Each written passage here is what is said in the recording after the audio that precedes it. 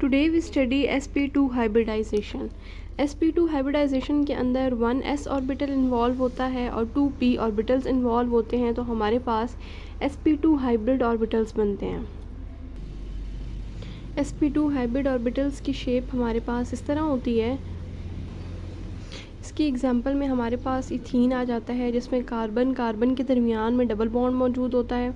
सबसे पहले हम कार्बन की ग्राउंड स्टेट देखते हैं, तो ये हमारे पास कार्बन की ग्राउंड स्टेट बनती है, जिसके अंदर 2s2, 2px1, 2p1 and 2pz0 होता है।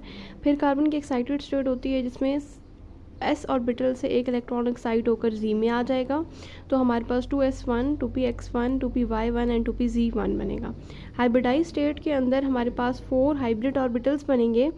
ये हमारे पास हर एक हाइब्रिड ऑर्बिटल के अंदर एक एक अनपेयर्ड इलेक्ट्रॉन होगा। उसके बाद अगर हम देखें तो हमें पता है इथीन के स्ट्रक्चर में कार्बन कार्बन के दरमियान में डबल बॉन्ड होगा। पहला बॉन्ड सिग्मा बॉन्ड बनेगा, तो हम कार्बन कार्बन के दरमियान में फर्स्ट बॉन्ड सिग्मा बॉन्ड बनाते हैं। सेकंड कार्बन कार्बन के दरमियान में पाई बॉन्ड बनेगा, तो यहाँ पर हमने पाई बॉन्ड बना दिया। अब हर एक कार्बन के साथ 2 हाइड्रोजन अटैच हैं और उन्होंने सिग्मा बॉन्ड बनाया हुआ है। सो यहाँ पर हर कार्बन के साथ 2 हाइड्रोजन अटैच हैं और वो थ्रू सिग्मा बॉन्ड अटैच हैं। तो यहाँ पर भी इस कार्बन के साथ भी 2 हाइड्रोजन सिग्मा बॉन्ड बना रहे हैं और इस कार्बन के साथ भी हाइड्रोजन सिग्मा बॉन्ड बना रहे हैं। अब हम इसके स्ट्रक्चर में देखते हैं, तो यहाँ पर इसका स्ट्रक्चर इस तरह से होता है, जिसके अंदर कार्बन कार्बन के दरमियान हेड टू हेड ओवरलैपिंग होती है और सिग्मा बॉन्ड बनता है।